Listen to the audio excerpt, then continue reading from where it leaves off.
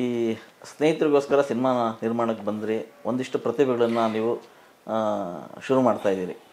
So ಏನು ಅಂದರೆ ಮೊನ್ನೆ ನಿಮ್ಮ ಟಗರು ಪಲ್ಯ ಸಿನಿಮಾ ಟೈಮಲ್ಲಿ ದರ್ಶನ್ ಅವರು ಕೂಡ ಬಂದಿದ್ದರು. ನಿಮ್ಮನ್ನ ಒಂದು ಪ್ರಶ್ನೆ ಕೇಳ್ತಾರೆ, ನಾವು ಕಲಾವಿದರು ಸ್ವಾಮಿ, ನಮಗೂ ಒಂದು ಅವಕಾಶ ಕೊಡಿ ಅಂತ. ತಮಾಷೆಗೆ ಹೇಳಿದ್ರು ಅದು ಆಗ್ಬೋದಲ್ಲ ಮುಂದೊಂದು ದಿನ. ಅಂದರೆ ಅದು ಅವರ ದೊಡ್ಡ ಗುಣ.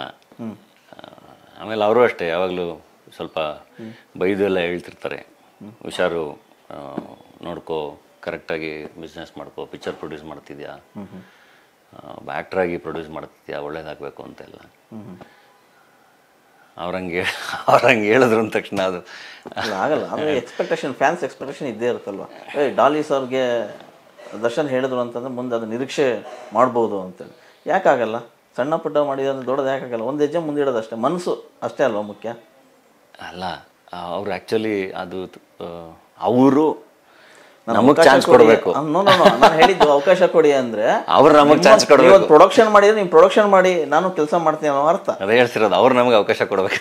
ಆ್ಯಂಡ್ ಅದಕ್ಕೆ ನಾವು ಒಂದು ಶಕ್ತಿ ಬೆಳೆಸ್ಕೋಬೇಕಲ್ಲ. ಖಂಡಿತ ಆ ಶಕ್ತಿ ಇದೆ ಅಂತ ಅಂದ್ಕೊಂಡಿದ್ದೀವಿ ನಾವು ಕೂಡ.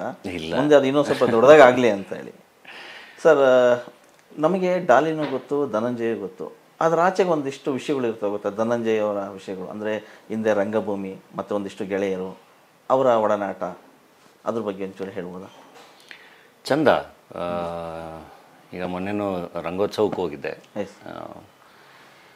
ಆಮೇಲೆ ನಾಟಕಗಳು ನೋಡೋಕ್ಕೂ ಎಷ್ಟೊಂದು ಕರೀತಾ ಇರ್ತಾರೆ.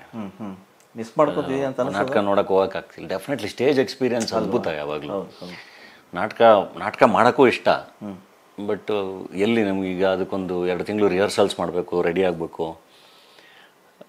ಇಲ್ಲಿ ನಾವು ಸಿನಿಮಾ ಬಿಟ್ಟು ಅದನ್ನು ಮಾಡೋಕ್ಕೆ ಕಷ್ಟ. ಬಟ್ ರಂಗಭೂಮಿ ಸ್ಟೇಜ್ ಎಕ್ಸ್ಪೀರಿಯನ್ಸ್ ಅದ್ಭುತ ಯಾವಾಗಲೂ. ಓಕೆ. ಇತ್ತೀಚೆಗೆ ಒಂದು ಘಟನೆ ನಡೀತು, ನಾಗಭೂಷಣ್ ಅವ್ರದ್ದು. ಅದು ತುಂಬ ಪ್ರಬುದ್ಧವಾಗಿ, ಕಾನೂನು ವಿಚಾರವಾಗಿ ತುಂಬಾ ಅದು ಜಾಣತನದಿಂದ ಪಾಪ ಅವರು ಎಲ್ಲ ಇದು ಮಾಡಿದ್ರು. ಆ ಟೈಮಲ್ಲಿ ನೀವು ಜೊತೆ ನಿಂತು ಕೊಟ್ಟಂಥ ಧೈರ್ಯ ಏನು ಸರ್? ಈಗ ನೀವೆಲ್ಲ ಫ್ರೆಂಡ್ಸ್ ಆಗಿ ಏನು ಮಾಡೋಕ್ಕೆ ಸಾಧ್ಯ ಇತ್ತೋ ಅಷ್ಟೇ ಯಾರಾದರೂ ಮಾಡೋಕ್ಕಾಗೋದು. ಫ್ರೆಂಡ್ಸ್ ಆಗಿ ಧೈರ್ಯ ಹೇಳ್ಬೋದು ಅಷ್ಟೇ ನಾನು ಹೇಳ್ತಿರೋದು. ಈಗ ಇನ್ಸಿಡೆಂಟ್ ಬಗ್ಗೆ ಆ್ಯಕ್ಚುಲಿ ನಂಗೆ ಮಾತಾಡೋಕ್ಕೆ ಇಷ್ಟ ಇಲ್ಲ. ಬಟ್ ಒಂದು ಇನ್ಫಾರ್ಮೇಷನ್ ಅಂತ ಏನಿರುತ್ತಲ್ಲ, ಏನಾಗುತ್ತೆ, ಬರೋ ಹೆಡ್ಲೈನ್ಸ್ಗಳು ಅಥವಾ ಹಾಕೋ ಹೆಡ್ಡಿಂಗ್ಗಳು ಎಲ್ಲ ಯಾರನ್ನು ಹೆಂಗೆ ಬೇಕಾದರೂ ಪ್ರೊಜೆಕ್ಟ್ ಮಾಡ್ಬೋದು. ಓಕೆ. ನಾಗಭೂಷಣ್ ನಮ್ಮ ಇಡೀ ಟೀಮಲ್ಲೇ ದ ಮೋಸ್ಟ್ ಸೆನ್ಸಿಟಿವ್ ಫೆಲೋ. ಅವನಷ್ಟು ಹುಷಾರು, ಅವನಷ್ಟು ಒಳ್ಳೆ ಹುಡುಗ ಯಾರೂ ಇಲ್ಲ. ಓಕೆ. ಅವನು ರಾತ್ರಿ 10 ಗಂಟೆ ಆದರೆ ಹಂಗೆ ಕೂತಿದ್ದ ಕಡೆ ನಾವು ಪಾರ್ಟಿ ಮಾಡ್ತಿದ್ರೆ ಅವ್ನು ನಿದ್ದೆ ಮಾಡ್ಬಿಡ್ತಾನೆ. ನಿದ್ದೆ ಮಾಡ್ಬಿಡ್ತಾನೆ. ಸೊ ಅಷ್ಟು ಡಿಸಿಪ್ಲಿನ್ಡ್ ಅವನು. And it's an accident. I know, ನಾನು ಆ ಕುಟುಂಬದ ಜೊತೆನೂ ಇದ್ದೀನಿ. ನಾಗಭೂಷಣ್ ಅವರ ತಂದೆ ಕೂಡ ಇದೇ ಕೊಳ್ಳೇಗಾಲದ ರೋಡಲ್ಲಿ ಬಸ್ಸು ಗುದ್ದಿ ಯಾರು ಅಂತಲೂ ಗೊತ್ತಿಲ್ಲ ಅವ್ರಿಗೆ. ಅವ್ರ ತಂದೆನೂ ಆಕ್ಸಿಡೆಂಟಲ್ಲೇ ತೀರ್ಕೊಂಡಿದ್ದು. ಸೊ ಆ್ಯಂಡ್ ಅವನನ್ನು ಆ ಇನ್ಸಿಡೆಂಟ್ ಆದಮೇಲೂ ನೋಡಿದ್ದೀನಿ ನಾನು. ಅಂದರೆ ಅವನು ಎಷ್ಟು ಈ was taking anti depression tablets. Okay. ಏಕೆಂದರೆ ಈಗ ಯಾರೋ ಒಬ್ಬರು ಏನೋ ಆಯಿತು ಅಂದ ತಕ್ಷಣ it's very easy to comment, ಇನ್ನೇನೋ ಮಾಡೋದು ಎಲ್ಲ. ಬಟ್ ಆ ಮನುಷ್ಯನೂ ಯಾವ ಪರಿಸ್ಥಿತಿಲಿದ್ದಾನೆ ಅನ್ನೋದನ್ನು ಯೋಚನೆ ಮಾಡಬೇಕು. ನಾನು ಹೇಳ್ತಿರೋದು ಆ ಕುಟುಂಬದ ಜೊತೆನೂ ಇದೀನಿ ಅಂತಲೇ ಹೇಳ್ತಾ ಇದ್ದೀನಿ. ಯಾಕಂದರೆ ಅಲ್ಲೂ ಒಂದು ಸಾವಾಗಿದೆ. But it's an accident. ಇದೇನಾಗುತ್ತೆ, ನಾವು ಮತ್ತೆ ಈ ವಿಷಯ ಮಾತಾಡ್ತಿದ್ದಂಗೆ ಮತ್ತೆ ಅದು ಇನ್ನೊಂದಕ್ಕೂ ಲೀಡ್ ಮಾಡಿದೆ. ಬಟ್ ಒಂದು ಇನ್ಫಾರ್ಮೇಷನ್ ಕೊಡ್ತೀನಿ. ಯಾರೇ ಆದ್ರೂ ಅದು ಯಾರೇ CM ಆಗಿರಲಿ, ಸೆಲೆಬ್ರಿಟಿ ಆಗಿರಲಿ, ಇನ್ನೊಂದಾಗಿರಲಿ, ಏನೇ ಆಗಿರಲಿ, for an accident case drink and drive ಇಲ್ಲ ಅಂದಾಗ ಸ್ಟೇಷನ್ ಬೇಲೆ ಕೊಡೋದಂತೆ. ನೀವು ಹೋಗಿ ಅದನ್ನು, ನಾನು ಹೇಳ್ತಿರೋದು ಆ್ಯಸ್ ಜರ್ನಲಿಸ್ಟ್ ಅದನ್ನು ತಿಳ್ಕೊಳ್ಳೋದು ತುಂಬ ಈಸಿ ಅಲ್ಲ. ಈ ಥರದ್ದೊಂದು ರೂಲ್ ಇದೆ, ಈ ಥರದ್ದೊಂದು ಲಾ ಇದೆ. ಹೌದು. ನಿಮಗೆ ಡೈಲಿ ಎಷ್ಟು ಆಕ್ಸಿಡೆಂಟ್ ಆಗುತ್ತೆ ಅನ್ನೋದನ್ನು ತಿಳ್ಕೊಳ್ಳೋದೂ ತುಂಬ ಸುಲಭವಾಗಿ ತಿಳ್ಕೊಬೋದು. ಆಕ್ಸಿಡೆಂಟ್ ಕೇಸ್ನ ಹ್ಯಾಂಡ್ಲ್ ಮಾಡೋಕ್ಕೇ ಒಂದು ಕೋರ್ಟೇ ಇದೆ. ಪಬ್ಲಿಕ್ ಫಿಗರ್ ಅಂತಿದ್ದಂಗೆ ಎಸ್ ಅಂದರೆ ಇವರಿಗೆ ಅದೊಂದು ಬೇರೆ ಥರದ್ದು ಇದು ಬರುತ್ತೆ. ಅವರು ಡೆಫಿನೆಟ್ಲಿ ನಮಗೂ ಜವಾಬ್ದಾರಿ ಜಾಸ್ತಿ ಇರಲೇಬೇಕು. ಬಟ್ ಎಲ್ಲರೂ ಬದುಕಲ್ಲೂ ಕೈ ಮೀರಿ ಘಟನೆಗಳು ನಡೆಯುತ್ತಲ್ಲ. ಸೊ ಆ ಥರದ್ದು. ಈಗ ಅವನು ಅದರಿಂದ ಆಚೆ ಬರೋಕ್ಕೆ ತುಂಬ ಟೈಮ್ ತೊಗೊಂಡೆ. ಅವ್ನು ಆ್ಯಕ್ಚುಲಿ ಸಿನಿಮಾ ರಿಲೀಸ್ ಮಾಡೋಕ್ಕೂ ಅವ್ನಿಗೆ ಇಷ್ಟ ಇರಲಿಲ್ಲ. ಸಾರಿ, ನನ್ನಿಂದ ತೊಂದರೆ ಆಗ್ತಾಯಿದೆ ನಿಂಗೆ ನಿರ್ಮಾಪಕ ಆಗಿ. ಇಲ್ಲಪ್ಪ, ನೀವು ನಿನ್ನ ಮೇಲೆ ನಾನು ಅದನ್ನು ಹಾಕಲ್ಲ. ನಿರ್ಮಾಪಕ ಆಗಿ ನನ್ನ ಸಿನಿಮಾ ನಾನು ರಿಲೀಸ್ ಮಾಡಬೇಕು, ಅದನ್ನು ಮಾಡ್ತೀನಿ ಅಂತ ಹೇಳಿ. I was not ready to come for promotions also. So ಯಾವಾಗಲೂ ಯಾರೇ ಆಗಲಿ, ಅವ್ರು ಎಷ್ಟೇ ದೊಡ್ಡ ಮನುಷ್ಯ ಯಾರೇ ಆದ್ರೂ ಆ್ಯಕ್ಸಿಡೆಂಟ್ಗೆ ಯಾವತ್ತು ಸ್ಟೇಷನ್ ಬೇಲೇ ಆಗೋದು. ಕರೆಕ್ಟ್. ಆ್ಯಂಡ್ ಚಾರ್ಜ್ ಶೀಟ್ ಅಂತ ಏನು ಕರಿತೀವಿ, ಆರೋಪ ಪಟ್ಟಿ. ಆ್ಯಂಡ್ ಅದನ್ನು ಪ್ರತಿ ಆಕ್ಸಿಡೆಂಟಲ್ಲೂ ಪೊಲೀಸರು ಅದನ್ನು ಫೈಲ್ ಮಾಡಬೇಕು. ಹೌದು ಹೌದು. ಆ್ಯಂಡ್ ಪಬ್ಲಿಕ್ ಅದು ಕೋರ್ಟಲ್ಲಿ ಅದೇನೇನು ನಡಿಬೇಕು ಆ ಪ್ರೋಸೆಸ್ ನಡಿಲೇಬೇಕು. ಯಾಕೆಂದರೆ ಪಾಪ ಎದುರುಗಡೆ ಇರೋರಿಗೆ ಅವ್ರಿಗೆ ಇನ್ನೇನೋ ಇನ್ಶೂರೆನ್ಸು ಮತ್ತೊಂದು ಹಿಂಗೇನೋ ಇದೆ. ಹೌದು ಹೌದು. ಅಲ್ಲ ಎಲ್ಲದೂ ಸೊ ಎರಡು ಕುಟುಂಬಗಳ ದುಃಖದಲ್ಲಿ ಇರ್ತಾವಲ್ಲ, ಅದನ್ನು ಒಂದು ಬೇರೆ ಥರ ಪ್ರೊಜೆಕ್ಷನ್ ಮಾಡೋದಾಗಲಿ, ಅದಕ್ಕೆ ಬೇರೆ ಥರ ಕಮೆಂಟ್ ಮಾಡೋದಾಗಲಿ, ಅದು ಈಸಿ. ಬಟ್ ಅಲ್ಲಿ ಕುಟುಂಬಗಳು ಎಷ್ಟು ಡಿಸ್ಟರ್ಬ್ ಆಗ್ತವೆ ಅನ್ನೋದನ್ನು ಯೋಚನೆ ಮಾಡೋದು ಹಾಗೆ. ಸೊ ಆಮೇಲೆ ಅಲ್ಲಿ ಇಳಿದು ಪಾಪ ಅವನು ಆಸ್ಪತ್ರೆಗೆ ಕರ್ಕೊಂಡೋಗಿ ಅವನ ಕೈಯಲ್ಲಿ ಏನೇನು ಮಾಡಬೇಕು ಎಲ್ಲ ಮಾಡಿದ್ದಾನೆ. ಹೌದು. ಆ್ಯಂಡ್ ಪೊಲೀಸ್ ಬಂದು ಸ್ಟೇಷನ್ಗೂ ಕರ್ಕೊಂಡೋಗಿದ್ದಾರೆ. ಅವ್ರ ಕುಟುಂಬಗಳ ಮುಂದೆ ಎಲ್ಲ ಚೆಕ್ಕು ಮಾಡಿದ್ದಾರೆ, ಎಲ್ಲ ಮಾಡಿದ್ದಾರೆ. ಆ್ಯಂಡ್ ರೆಗ್ಯುಲರಾಗಿ ಒಬ್ಬ ಕಾಮನ್ ಮ್ಯಾನ್ ಏನು process, and is A common man. ಹೌದು ಹೌದು. ನಾಗಭೂಷಣ್ ಏನು ದೊಡ್ಡ ಸ್ಟಾರ್ ಅಲ್ಲ, ಎಲ್ಲದರಿಂದ ತಪ್ಪಿಸ್ಕೊಳ್ಳೋಕ್ಕೆ ಅಲ್ಲ. ಬಟ್ ಏನೂ ಮಾಡೋಕ್ಕಾಗಲ್ಲ. ನಾನು ಆಗಲೇ ಹೇಳಿದ್ನಲ್ಲ, ಎಲ್ಲರ ಬದುಕಲ್ಲೂ ಎಲ್ಲದೂ ಇರುತ್ತೆ, ಅದನ್ನೆಲ್ಲ ದಾಟ್ಕೊಂಡು ಮುಂದೆ ಬರಬೇಕು. ಆ್ಯಂಡ್ ನಾಗಭೂಷಣ್ ಗೊತ್ತಿರೋರಿಗೆ ಆ್ಯಂಡ್ ಎಷ್ಟೊಂದು ಜನಕ್ಕೆ ಎಲ್ಲ ಗೊತ್ತು ಅವನು ಏನು ಅಂತಂದರೆ ಟೈಮ್ ಎಲ್ಲದನ್ನು ಹೀಲ್ ಮಾಡುತ್ತೆ ಅದು. ಆ್ಯಂಡ್ ಕೆಲವೊಂದು ನಾವು ಹೇಳೋಕ್ಕೂ ಆಗಲ್ಲ. ಆ ಕುಟುಂಬಕ್ಕೆ ಏನು ತನ್ನ ಕೈಲಾಗಿದ್ದು ಏನು ಮಾಡಬೇಕು ಅದನ್ನು ಕೂಡ ಮಾಡಿದ್ದ ನಾನು. ಸೊ ಅಷ್ಟೇ. ಓಕೆ ಸರ್, ಈಗ ರಾಜಕಾರಣ ವಿಷಯಕ್ಕೆ ಬಂದರೆ ನಿಮಗೆ ಪಕ್ಷ ಬಿಟ್ಬಿಡೋಣ, ಯಾವ ಪಕ್ಷ ಏನೋ ಅಲ್ಲಿಗೆ ಬೇಕಿಲ್ಲ. ಬಟ್ ವ್ಯಕ್ತಿಗತವಾಗಿ ಯಾವ ರಾಜಕಾರಣಿ ನಿಮಗೆ ಇಷ್ಟ ಆಗ್ತಾರೆ ಮತ್ತು ಯಾಕೆ?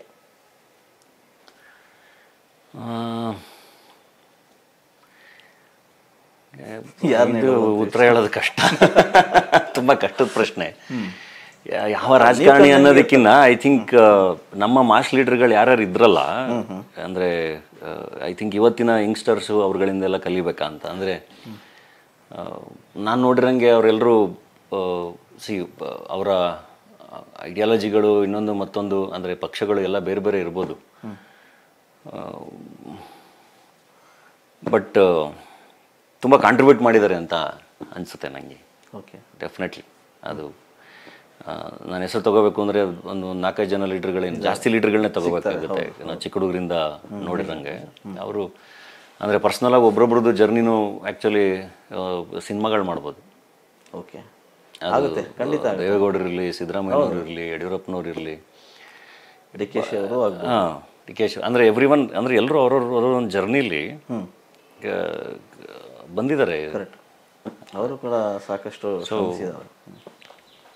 ನಾವು ಹಂಗೆ ಒಬ್ರದ್ದು ಒಂದ್ಸಗ ಏನೇನಾಗುತ್ತೆ ನಿಮ್ಗೆ ಅದು ತುಂಬ, ಅಂದರೆ ಇವ್ನು ಯಾವುದೋ ಒಂದು ಕಡೆ ಇವ್ನು ಹಂಗೆ ಹಿಂಗೆ ಅಂತ ಹಂಗೆ, ನಾನು ಅದಕ್ಕೆ ಹೇಳಿದ್ದು ಪಕ್ಷಾತೀತವಾಗಿ ವ್ಯಕ್ತಿಗತವಾಗಿ ಹೇಳಿ ಹಂಗೆ ಶುರುವಾಗುತ್ತೆ.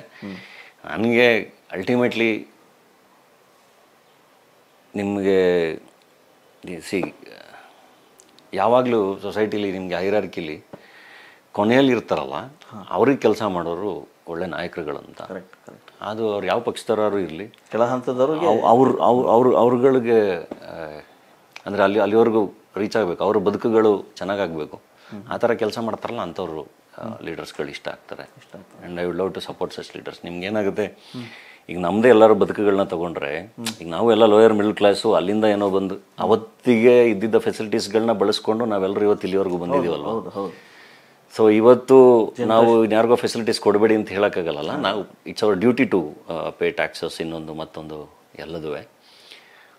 ಅದರಿಂದ ಮತ್ತೆ ಸೊಸೈಟಿಲಿ ಹಾಗೆ ನಮ್ಮ ಥರ ನಾವು ಅವಾಗಿದ್ವಲ್ಲ ಆ ಥರ ಇರೋರಿಗೆ ಅದು ಹೆಲ್ಪ್ ಆಗಬೇಕು. ಆ ಥರ ಇರೋರಿಗೆ ಒಂದಿಷ್ಟು ಫೆಸಿಲಿಟೀಸ್ ಸಿಗಬೇಕು, ಅವ್ರುಗಳು ಮತ್ತೆ ನಮ್ಮಂಗೆ ಆಗಬೇಕು. ಸೊ ಇದು ರೆಗ್ಯುಲರ್ ಸೈಕಲ್ ಇದು. ಹಂಗೆ ನಡೆದಾಗ ಅದು ಚೆನ್ನಾಗಿರುತ್ತೆ ಎಲ್ಲದುವೆ. ಯಾವಾಗ ಅಲ್ಲಿರೋರು ಅಲ್ಲೇ ಇರಲಿ, ಇಲ್ಲಿರೋರು ಇಲ್ಲೇ ಇರ್ತೀವಿ ಅಂತ ಆಗ್ತೀವಿ, it will lead to problems. ಅದನ್ನು ಯಾವ ನಾಯಕನೂ ಎಲ್ಲೂ ಸರಿ ಮಾಡೋಕ್ಕಾಗಲ್ಲ. ವ್ಯವಸ್ಥೆನೇ ಹಾಗೆ ಇರುತ್ತೆ, ಮೊದಲಿನ ಇರೋ ವ್ಯವಸ್ಥೆನೇ ಹಾಗೆ ಅಲ್ವಾ? ಇಲ್ಲ, ಅದೇ ಹೇಳ್ತಿರೋದು. ಈ ಅಂದರೆ ಒಂದು ಕಡೆ ಇದಕ್ಕೆ ಕೆಲಸ ನಡೀತಾ ಇರುತ್ತಲ್ಲ, ಒಳ್ಳೊಳ್ಳೆ ಲೀಡರ್ಸ್ ಇದ್ದಾಗ ಇದು ನಿರಂತರವಾಗಿ ಆಗ್ತಾ ಇರುತ್ತೆ. ಅದಕ್ಕೇ ನಾವೆಲ್ಲ ಅಲ್ಲಿಂದ ಇಲ್ಲಿವರೆಗೂ ಬಂದಿದ್ದೀವಿ ಅಲ್ಲ. ಓಕೆ, ಸೈಕಲ್ ತುಳ್ಕೊಂಡೇ ಆಗ್ತಾ ಇರುತ್ತೆ. ಕೆಲವೊಂದು ಸರಿ ಚೇಂಜಸ್ಸು, ಇನ್ನೊಂದು ಮತ್ತೊಂದು ಈಗ ಲೀಡರ್ಶಿಪ್ಗಳು ಚೇಂಜ್ ಆದಾಗ ಅವರು ಒಂದು ಬೇರೆ ರೀತಿಯಲ್ಲಿ, ಯಾಕೆಂದ್ರೆ ಅವ್ರು ಇದೇ ಥರದ ಬದಲಾವಣೆಗಳನ್ನ ಬೇರೆ ಥರ ತರ್ಬೋದು ಅಂತ ಅವ್ರ ದಾರಿಲಿ ತರ್ಬೋದು ಅಂತ ಅವ್ರು ಅಂದ್ಕೊಂಡು ಒಂದಿಷ್ಟು ಕೆಲಸ ಮಾಡಿರ್ತಾರೆ. Which might work also, which might not work also. ಹಾಗೆ ಈ ಕಡೆನೂ which might work also, which might not work also ಇರುತ್ತೆ. ಎಲ್ಲ ಲೀಡರ್ಗಳದ್ದು ಎಲ್ಲದು ಅವ್ರು ಹೇಳಿದ್ದೆಲ್ಲ ಸತ್ಯ ಅಥವಾ ವರ್ಕ್ ಆಗುತ್ತೆ ಅಂತ ಅಲ್ಲ. ಸಿದ್ಧಾಂತಗಳು ಸಮ್ ಮೈಟ್ ಫೇಲ್. ಹ್ಞೂ ಎಲ್ಲ ಪಾರ್ಟಿಗಳಲ್ಲೂ ಅಷ್ಟೇ. ಓಕೆ. ಈಗ ಡಾಲಿ ಅವರು ಕನ್ನಡ ಇಂಡಸ್ಟ್ರಿಯಿಂದ ತೆಲುಗು ಮತ್ತು ತಮಿಳು ಇಂಡಸ್ಟ್ರಿ ಒಂದು ರೌಂಡು ಹೊಡ್ಕೊಂಬಂದ್ರು, ಇನ್ನು ಹೊಡಿತಾನೇ ಇದ್ದಾರೆ. ಸೊ ಆ ಸಿನಿಮಾಗಳ ಬಗ್ಗೆ ಹೇಳೋದಾದ್ರೆ ನೆಕ್ಸ್ಟ್ ಪುಷ್ಪ 2 ಇದೆ. ಪುಷ್ಪ 2 ಶೂಟ್ ಆಯಿತು ನನ್ನ ಪಾರ್ಟು. ಝೀಬ್ರಾ ಅಂತ ಹೇಳಿ ಇನ್ನೊಂದು ತೆಲುಗು ಸಿನಿಮಾ ಮಾಡಿದ್ದೀನಿ.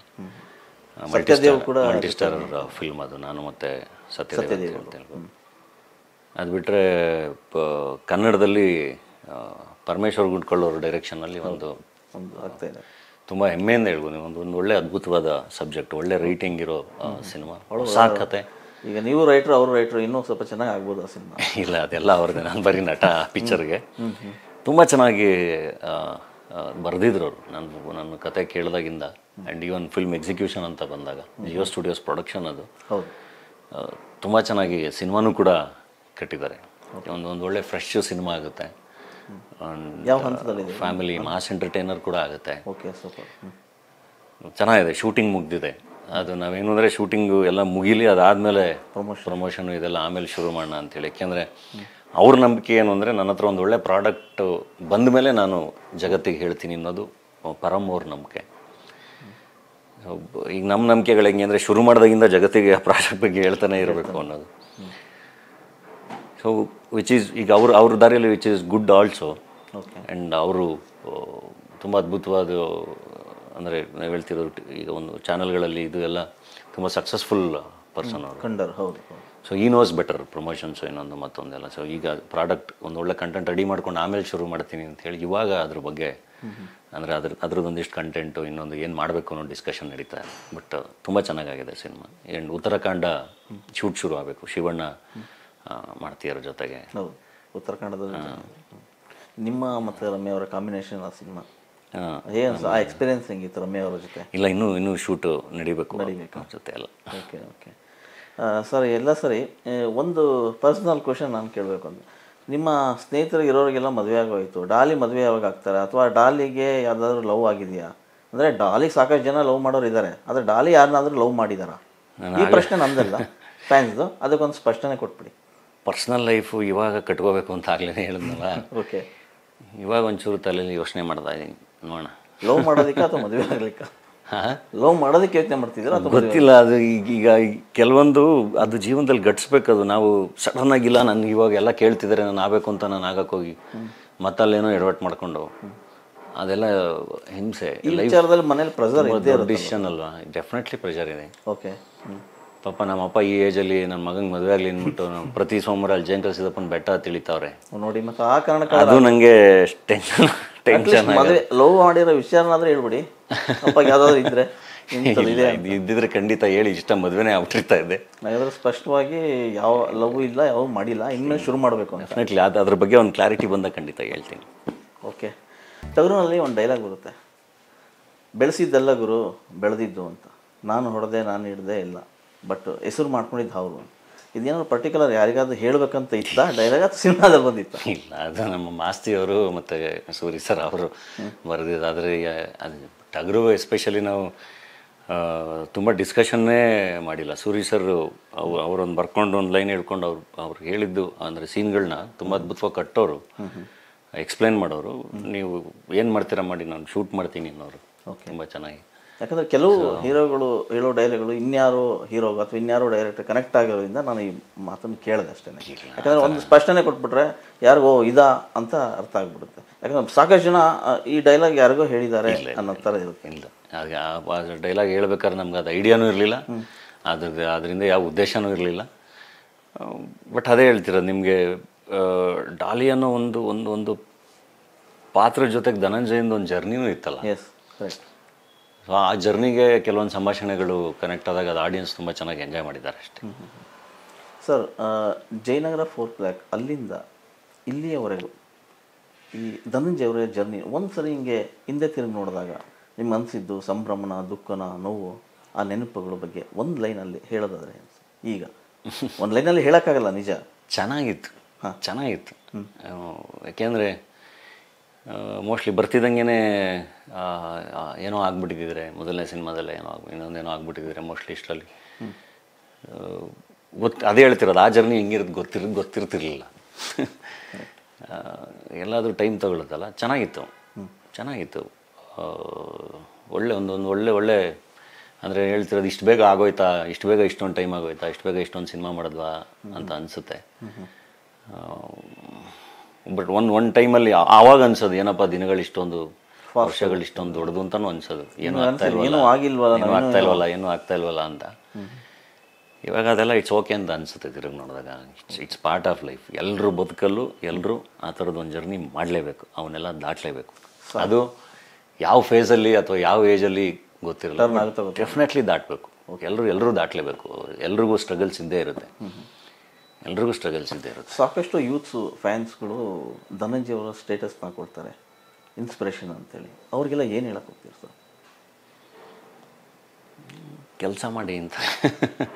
ಅಂದರೆ ಏನಾದರೂ ಬೇಕು ಅಂದರೆ ಅದ್ರ ಕಡೆಗೆ ತುಂಬ ಕೆಲಸ ಮಾಡಬೇಕು. ಈಸಿಯಾಗಿ ಯಾವುದು ಸಿಗಲ್ಲ. ಕರೆಕ್ಟ್. ಈಸಿಯಾಗಿ ಯಾವುದೂ ಸಿಗಲ್ಲ. ಅದೊಂದು ತಪಸ್ಸು ಅಲ್ವಾ? ತುಂಬ ಕೆಲಸ ಮಾಡಬೇಕು. ಆ್ಯಂಡ್ ಕಲಿಬೇಕಲ್ಲ, ಚೆನ್ನಾಗಿ ಕಲಿಬೇಕು. ಅದ್ರ ಬಗ್ಗೆ ನೀವು ಏನು ಬೇಕು ಅಥವಾ ನೀವೇನು ಕೆಲಸ ಮಾಡಬೇಕು ಅಂತಿದ್ರೆ ಅದ್ರ ಬಗ್ಗೆ ತುಂಬ ತಿಳ್ಕೊಂಡು ಕಂಟಿನ್ಯೂಸ್ ಎಫರ್ಟ್ಸ್ ಇದ್ದರೆ ಡೆಫಿನೆಟ್ಲಿ ಒಳ್ಳೆಯದಾಗುತ್ತೆ, ಸಕ್ಸೀಡ್ ಆಗ್ಬೋದು, ಒಳ್ಳೆಯದಾಗುತ್ತೆ. ಓಕೆ. ಸೆಲೆಬ್ರಿಟಿಗಳಿಗೆ ಒಂದು ಪರ್ಸ್ನಲ್ ಲೈಫ್ ಅನ್ನೋದು ಇದ್ದೇ ಇರುತ್ತೆ ಎಲ್ರಿಗೂ. ಸೊ ಧನಂಜಯ ಅವರು ಇಲ್ಲಿ ಬ್ಯುಸಿ ಆದರು, ಇಲ್ಲಿಂದ ಚೆನ್ನೈಗೆ ಹೋಗ್ತಾರೆ, ಆಮೇಲೆ ಹೈದರಾಬಾದ್ ಹೋಗ್ತಾರೆ, ಅಲ್ಲೆಲ್ಲ ಸಿನಿಮಾ ಬ್ಯುಸಿ ಆಗ್ತಾರೆ.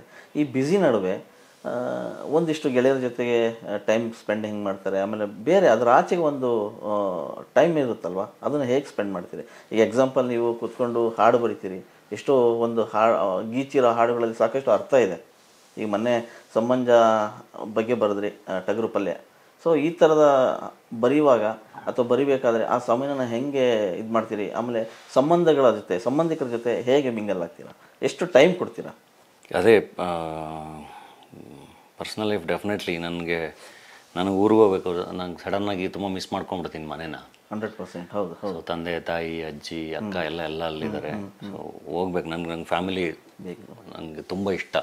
ಕುಟುಂಬದ ಜೊತೆ ಟೈಮ್ ಸ್ಪೆಂಡ್ ಮಾಡೋದು ಇದೆಲ್ಲವೂ. ಬಟ್ ಈ ಎಲ್ಲ ಫೇಸ್ಗಳನ್ನ ದಾಟಿ ಬರೋಷ್ಟರಲ್ಲಿ ತುಂಬ ಕಳ್ಕೊಂಬಿಟ್ಟೆ ಅಂತ ಅನಿಸುತ್ತೆ. ಅಂದರೆ ಅಷ್ಟು ಟೈಮ್ ಸ್ಪೆಂಡ್ ಮಾಡೋಕ್ಕಾಗಲಿಲ್ಲ ಅದು ಇದು ಅಂತೆಲ್ಲ. ಬಟ್ ಡೆಫಿನೆಟ್ಲಿ ಇವಾಗ ಅದನ್ನೆಲ್ಲ ಪ್ಲ್ಯಾನ್ ಮಾಡ್ಕೊತಾ ಇದ್ದೀನಿ.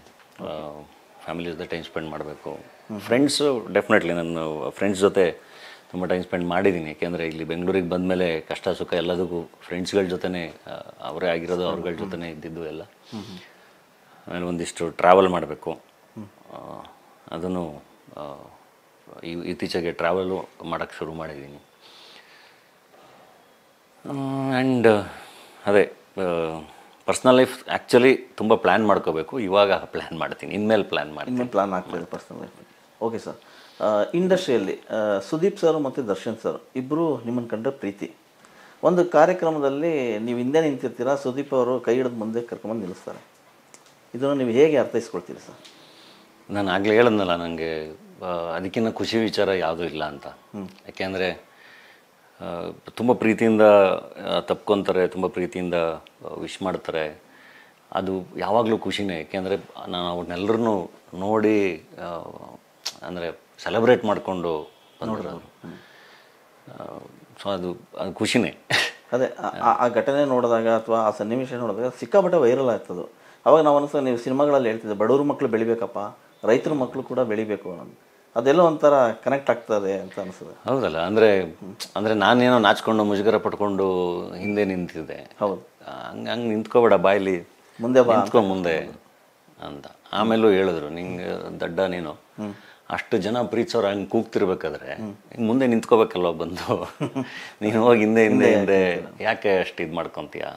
ಯಾಕೆ ಮುಜುಗಾರ ಅಂತಲ್ಲ, ದೊಡ್ಡವರೆಲ್ಲ ಇದ್ದಾಗ ನನಗೆ ಸ್ವಲ್ಪ ಅದೇನೋ ಒಂದು ಸ್ವಲ್ಪ ಹಿಂದೆ ಇರೋಣ ಅಂತ. ಹೋಗೋರೆಲ್ಲ ಹೋಗ್ಲಿ, ನಾನು ಆಮೇಲೆ ಬರ್ತೀನಿ ಅನ್ನೋ ಥರ. ಹಂಗಲ್ಲ, ಅಯ್ಯೋ ಅವ್ರು ಯಾವಾಗಲೂ ಜೊತೆಗಿರಲಿ. ಓಕೆ ಸರ್, ಕೆಲವು ಸೋಷಿಯಲ್ ಮೀಡಿಯಾದಲ್ಲಿ ನೀವು ಹಾಕೋ ಕಾಮೆಂಟ್ಸ್ಗಳು ಸಾಕಷ್ಟು ಪರ ವಿರೋಧವಾಗಿ ಚರ್ಚೆ ಆಗ್ತದೆ. ಮೊದಲು ಮಾನವನಾಗು ಅಂತೀರಾ, ಇನ್ನೊಂದು ಯಾವುದೋ ಖಾಸಗೀಕರಣ ವಿಚಾರದ ಬಗ್ಗೆ ಮಾತಾಡ್ತೀರಾ. ಸೊ ಅದಾದಮೇಲೆ ಚರ್ಚೆಗಳು ಜಾಸ್ತಿ ಆಗ್ತದೆ. ಎಲ್ಲೋ ಒಂದು ಕಡೆ ನಿಮ್ಮ ಅನಿಸ್ತಾ, ನಾನು ನಟ ಆಗಿದ್ದು ಇಷ್ಟೆಲ್ಲ ಮಾಡಬೇಕಿತ್ತ, ಬೇಡಪ್ಪ ನನ್ನ ಪಾಡಿಗೆ ಇದ್ದರೆ ಸಾಕು ಅಂತ, ಇಲ್ಲ ಆ ಸಾಮಾಜಿಕ ಕಾಳಜಿ ಬಗ್ಗೆ ಬದ್ಧತೆ ಇಟ್ಕೊಂಡು ಮತ್ತೆ ಅದನ್ನು ಮುಂದುವರಿಸ್ತಿರೋ? ಒಂದು ದೊಡ್ಡ ರಿಯಲೈಸೇಷನ್ನು ನಾನು ಹೇಳ್ತಿರೋದು not because of those incidents. Yes. ಬದುಕಲ್ಲೂ ಮೋಸ್ಟ್ಲಿ ಕಲಿತಾ ಕಲಿತಾ ಕಲಿತಾ ಈಗ ಅದೇ ಈಗ ಒಂದು 5 ವರ್ಷದ ಮುಂಚೆ ನೀವು ಇದ್ದಿದ್ದಕ್ಕೂ ಇವತ್ತಿಗೂ ತುಂಬ ಡಿಫ್ರೆನ್ಸಸ್ ಇರುತ್ತಲ್ಲ. ನನಗೊಂದು ದೊಡ್ಡ ರಿಯಲೈಸೇಷನ್ ಆಗಿದ್ದು, ಇಲ್ಲಿ ಮಾತಾಡೋದ್ರಿಂದ ಅಥವಾ ಸೋಷಿಯಲ್ ಮೀಡಿಯಾದಲ್ಲಿ ಏನೋ ಮಾತಾಡೋದ್ರಿಂದ ಇನ್ನೊಂದು ಮತ್ತೊಂದು ಡೆಫಿನೆಟ್ಲಿ ಯಾವುದೇ ಚೇಂಜಸ್ ತರೋಕ್ಕಾಗೋದಿಲ್ಲ. ಅಲ್ಲಿ ಕುತ್ಕೊಂಡು ಸುಮ್ಮನೆ ಎಲ್ಲ ಕಿತ್ತಾಡ್ತಿರ್ತಾರೆ ಅಥವಾ ಆಮೇಲೆ ಅಲ್ಲಿ ಅರ್ಥಗಳೇ ಬದಲಾಗ್ತವೆ. ಓಕೆ. ನಾವೇನೋ ಹೇಳಿರ್ತೀವಿ, ಏನೋ ಹೆಡ್ಲೈನ್ ಬಂದಿರುತ್ತೆ, ಸೊ ಹೀಗೆಲ್ಲ. ಸೊ ನಾವು ಪರ್ಸ್ನಲ್ಲಾಗಿ ನಾವು ಏನು ಮಾಡ್ಬೋದು, ನಾವೇನು ಕಾಂಟ್ರಿಬ್ಯೂಟ್ ಮಾಡ್ಬೋದು, ಅದನ್ನು ಮಾಡ್ಕೊಂಡು ಹೋಗೋದು ತುಂಬ ಇಂಪಾರ್ಟೆಂಟ್ ಅಂತ ಅನಿಸುತ್ತೆ ನನಗೆ. ಅಂದರೆ ಸೊಸೈಟಿಗೆ ಅಥವಾ ಹೇಳ್ತಿರೋದು ಕಾಂಟ್ರಿಬ್ಯೂಷನ್ ಅಂತಿದ್ದಂಗೆ ಏನೋ ಬಂದ್ವಿ ಅಲ್ಲೆಲ್ಲೋ ಒಂದು 100 ಜನಕ್ಕೇನೋ ಮಾಡಿಬಿಟ್ವಿ, ಇಲ್ಲೇನೋ ಹಂಗೆ ಅಂತ ಹೇಳ್ತಾ ಇಲ್ಲ. ಓಕೆ. ಈಗ ಸುತ್ತಮುತ್ತ ಇರೋ ಒಂದು ಯಾರೋ ಒಂದು ಇಡೀ ತುತ್ತು ಸಿಕ್ಕಿರೋನು ಅದರಲ್ಲಿ ಒಂದು ಅರ್ಧ ಇನ್ನೊಬ್ಬ ಇಲ್ಲಿರೋನ ಜೊತೆ ಹಂಚ್ಕೊಂಡ್ರೆ ಅದು ಅವ್ನ ಕಾಂಟ್ರಿಬ್ಯೂಷನ್ ಏನೇ ಅದು. ಅವ್ನ ಸುತ್ತ ಪರಿಸರನ ಅವ್ನು ಚೆನ್ನಾಗಿ ಇಟ್ಕೊತಾ ಇದ್ದಾನೆ, ಅವನು ಈ ಶೇರಿಂಗ್. ಸೊ ಆ ಥರ ನಾವು ಕಾಂಟ್ರಿಬ್ಯೂಟ್ ಮಾಡೋದು, ಕೆಲಸಗಳು ಮಾಡೋದು ತುಂಬ ಇಂಪಾರ್ಟೆಂಟ್ ಅಂತ ನನಗೆ ಅನ್ಸೋದು. ಕೆಲಸಗಳು ಮಾಡೋದು ತುಂಬ ಇಂಪಾರ್ಟೆಂಟ್ ಅಂತ. ಯಾಕೆಂದರೆ ಡಿಸ್ಕಷನ್ಗಳು ದ್ವೇಷಕ್ಕೆ ಲೀಡ್ ಮಾಡ್ತಾ ಇದೆ ಸೋಷಿಯಲ್ ಮೀಡಿಯಾದಲ್ಲಿ. ಕರೆಕ್ಟ್. ಹೇಳ್ತಿರೋದು ಡಿಸ್ಕಷನ್ಗಳಾಗಬೇಕಾಗಿರೋದು ಅದು ಬೇರೆ ವಿಚಾರ. ಈ ವಿಚಾರ ಒಬ್ರಿಗೊಬ್ರ ಮೇಲೆ ಹೇಟ್ರೆಡ್ಗೆ ಲೀಡ್ ಮಾಡ್ತಾ ಇದೆ, ಎಕ್ಸ್ಟ್ರೀಮಿಟಿಗೆ ಲೀಡ್ ಮಾಡ್ತಾ ಇದೆ. ಅದು whether it's God or whether it's religion, whether it's caste or whether it's language, ಅಥವಾ ವೆದರ್ ಇಟ್ಸ್ ನಾನು ಹೇಳ್ತಿರೋದು ಏನೋ ನಾಯಕರುಗಳನ್ನು ನಾನು ಹೇಳ್ತಿರೋದು ರಾಜಕೀಯ ನಾಯಕರುಗಳ ಆರಾಧನೆ ಇರಲಿ ಅಥವಾ ಸಿನಿಮಾ ನಾಯಕರುಗಳ ಆರಾಧನೆ ಇರಲಿ, ಎಲ್ಲದೂ ವೈಭವೀಕರಿಸೋದು ಬೇಡ ಅಂತ. ಹಾಂ, ಅಂದರೆ ಹೆಂಗೆ ಹೇಳೋದು, ನಾನು ತುಂಬ ಪ್ರೀತಿಯಿಂದ ಏನಾದರೂ ಹೇಳೋದಕ್ಕೂ ಐ ಅಂತ ಹಿಂಗೊಂದು ಹೇಟ್ರೆಡಿಂದ ಹೇಳೋದಕ್ಕೂ ಒಂದು ಡಿಫ್ರೆನ್ಸ್ ಇದೆಯಲ್ಲ, ಅದನ್ನು ಹೇಳ್ತಿರೋದು. ಇವಾಗ ಭಾಷೆ ಅಂತ ಬಂದಾಗ ಯಾರಿಗೋ ಹೊಡೆದು ಬಿಡ್ದು ನಾವು ಏನೋ ಕಲ್ಸೋಕ್ಕಾಗಲ್ಲ, ಖಂಡಿತ ಕಲ್ಸೋಕ್ಕಾಗಲ್ಲ, ಬರಬೇಕು. ಆಯಿತಾ. ತುಂಬ ಪ್ರೀತಿಯಿಂದ ಅದನ್ನು ಅರ್ಥ ಮಾಡ್ಸೋಕ್ಕೆ ಸಾಧ್ಯ ಆದರೆ, ತುಂಬ ಪ್ರೀತಿಯಿಂದ ಅದನ್ನು ಗೆಲ್ಲೋಕ್ಕೆ ಸಾಧ್ಯ ಆದರೆ 100%. ಆ ಥರದ ಪ್ರಯತ್ನಗಳಾಗಬೇಕು ಅಂತ ಹೇಳೋದು. ಮೋಸ್ಟ್ಲಿ ಮತ್ತು ಇದಕ್ಕೂ ಬೈತಾರೆ ಕಮೆಂಟ್ಸಲ್ಲಿ. ಅದೇ ಆ ಮುಜುಗರ ಆದಾಗ ಹಿಂಗೆ ಹೇಳಿ ಹಿಂಗೆ ಅಂತ. ಅಂದರೆ ಎಕ್ಸ್ಟ್ರೀಮ್ ಹೆಂಗಿದ್ದಾರೆ ಅಂದರೆ, ಈಗ ಒಟ್ಟಿನಲ್ಲಿ ಎಲ್ಲರೂ ಅಷ್ಟು ಹೊಡೆದಾಟಕ್ಕೆ ನಿಂತ್ಕೊಬಿಡ್ಬೇಕು ಅನ್ನೋ ರೇಂಜಿಗೆ ಹೊಡೆದಾಡಬೇಕು ಅನ್ನೋ ಥರ ಎಲ್ಲ ವಿಷಯದಲ್ಲೂ ಅದು ನನಗೆ ಅಯ್ಯಪ್ಪ ಇದು ಯಾಕಪ್ಪ ಇದು ಅಂತ ಅನಿಸುತ್ತೆ. ಸೊ ಬೆಟರ್ ನಮ್ಮ ಕೈಲಾದಷ್ಟು ಕಾಂಟ್ರಿಬ್ಯೂಟ್ ಮಾಡಿಕೊಂಡು ಕೆಲಸ ಮಾಡ್ಕೊಂಡು ಹೋಗ್ಬೇಕು ಅಂತ ಅಷ್ಟೇ.